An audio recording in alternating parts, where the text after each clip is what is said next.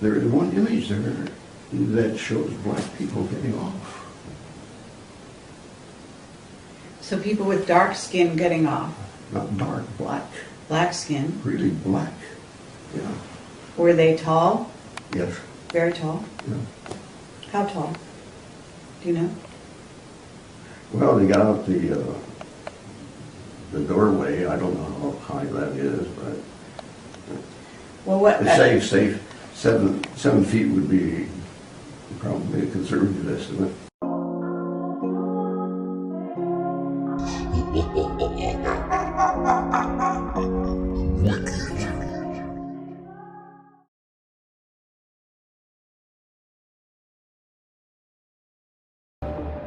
As far as ancient astronaut theorists are concerned, evidence that there is other intelligent life in the universe has already been found on every corner of the globe.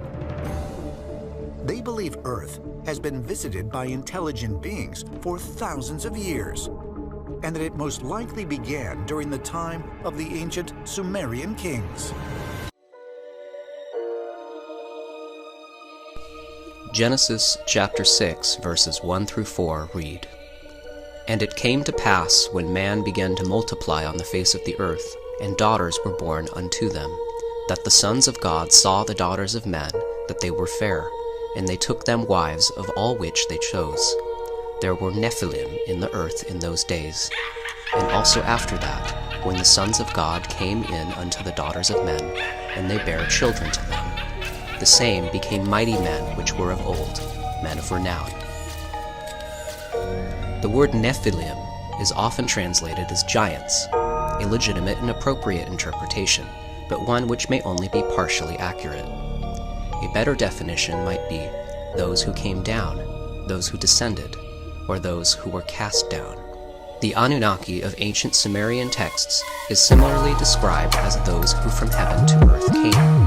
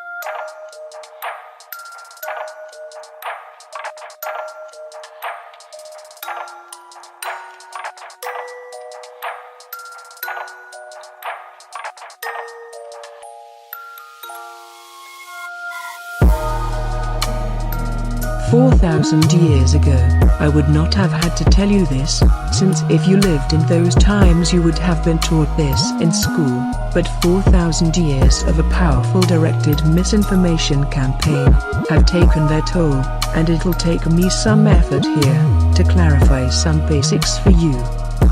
The Sumerian civilization is the oldest known human civilization on Earth. Their gods were called the Annunaki, which in Sumerian means those who from heaven to earth came. It blossomed out almost overnight, around 3800 BC, in Mesopotamia, the land between the two rivers, Tigris and Euphrates, and came to a sudden end in 2024 BC, when it was laid waste by a deadly radioactive cloud, brought by easterly winds from the Sinai Peninsula, where according to some ancient records, a nuclear war took place. The huge black scar in the face of the Earth, in the southeastern part of the Sinai Peninsula, and the blackened stones that show signs of being instantly melted by extreme intense heat. There is more evidence. Higher than normal levels of radioactivity have been found in the Dead Sea. The site of Sodom and Gomorrah have been nuked at the same time, and in the land of Sumer itself, a recent study has found that around the time of the destruction of Sumer, there was a sudden climate change there, the nature of which is consistent with a nuclear fallout. The Sumerian civilization disappeared around 2000 BC, just as suddenly as it appeared. It is clear that its fall was very tragic, as many Sumerian lamentation texts have been found bewailing the destruction and desolation of various Sumerian cities. All these lamentation texts blame the destruction on the use of some weapons of terror and some great deadly cloud. The detailed descriptions of their effects leave no doubt that the weapons of terror were nuclear weapons. The intercontinental ballistic missiles that dropped nuclear warheads on Sodom and Gomorrah were launched from Africa and belonged to the Annunaki. The Sumerian-era epic lists 5 cities, along with the spaceport in the Sinai, that were nuked, Sodom and Gomorrah being only 2 of them. The Bible goes into more detail as to what was actually going on. History had it that, following the invasion of the Pleiadians, helped by Abram, the Annunaki met in their assembly, and decided to nuke the spaceport, so that it did not fall into the hands of the Pleiadians. Armed with proper understanding of who the ancient gods really were, we can now properly address the question of why do we not see them and their advanced technologies among us, and why have we not seen them over the past few centuries? Where did they go?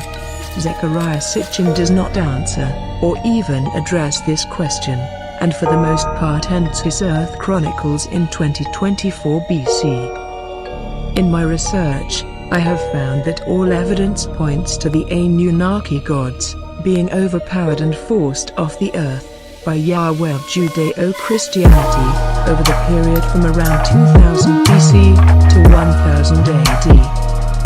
The trouble started around 2000 BC, when just as the Annunaki were fighting between themselves over whether Enki's son Marduk would get his wish to take control over the human settlements from the other Annunaki gods, something very strange was happening to a man of Sumerian descent named Abram. He received directions from some god. Logic suggests that this god was God Yahweh of Judaism, but there is no direct proof of this so far. The first appearance of Yahweh on earth is at the time of Exodus and the creation of the State of Israel in 1433 BC. But regarding the creation of humankind, Yahweh had his version of history that has been taught to people over the past 3,500 years. Enki was the devil. Enki appears in the Bible as Nahash, the serpent, who seduced Adam and Eve. So he was Yahweh. He was a god in the same sense in which the Annunaki were gods. He was a ruler, a head of state, of the Pleiadians. He led the human slaves out of Egypt and into the Palestinian land he had picked for his state of Israel. Like the Annunaki, he was also a real physical force, not a myth in people's minds. Some thinkers have been puzzled by how could the Jews so easily escape the Pharaoh's troops and defeat all the indigenous people of Canaan, who put up a defense against their invasion, even though the Jews were never particularly good warriors. Along the way to their promised land, they sacked the great city of Jericho.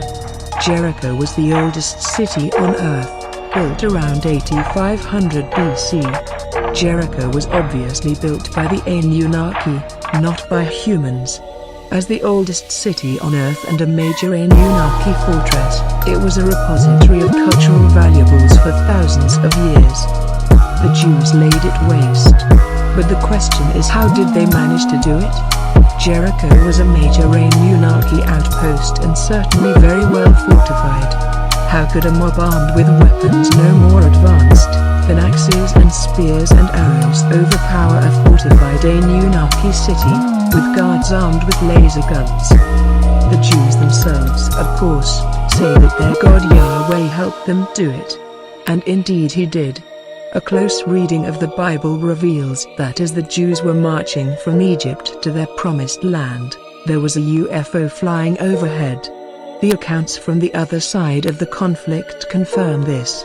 Yahweh was indeed responsible, and it was his ship that overpowered the defenses put up by the indigenous people of Canaan and their Annunaki leaders.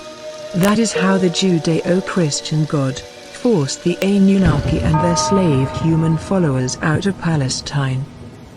Yahweh wanted to take the control of the whole earth away from the Annunaki. Over the millennium and a half before the birth of Christ, long and bitter wars were fought between Israel headed by Yahweh and the Annunaki leaders.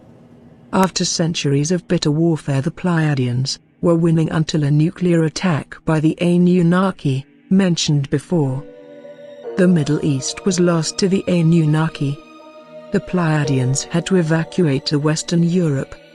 Where did the Annunaki go? They settled in Eastern Europe. They became the gods of some ancient European people. Rome appears to be yet another culture under the aegis of the Annunaki. The Roman gods were copied from the Greek ones, and the Greeks were Annunaki.